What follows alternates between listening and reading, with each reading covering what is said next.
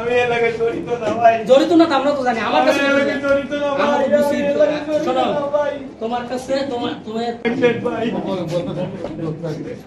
যদি আমাদের সময় সুবিধা দেয়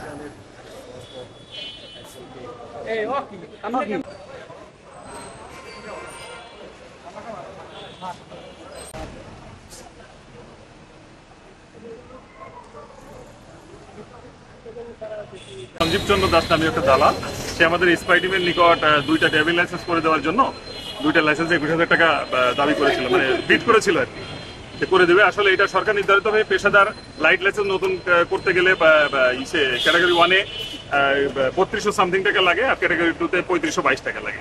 তদুপরি সে আমাদের স্পাই টিমের নিকট দুইটা লাইসেন্সে 10,500 করে একটা লাইসেন্স, মোট 21,000 টাকা সে দাবি করেছিল। তৎপ্রেক্ষিতে আমরা জেলা প্রশাসন বরিশালের একজন বিজ্ঞ ম্যাজিস্ট্রেট এবং বরিশাল কোতোয়ালি থানার পুলিশের সমন্বয়ে আমরা তাকে ধৃত করি, আটক করে বিজ্ঞ ম্যাজিস্ট্রেট দণ্ডবিধি 1860-এর 188 ধারা মোতাবেক তাকে 200 টাকা জরিমানা এবং সশ্রম 2 মাসের কারাদণ্ড প্রদান করে। Thank you.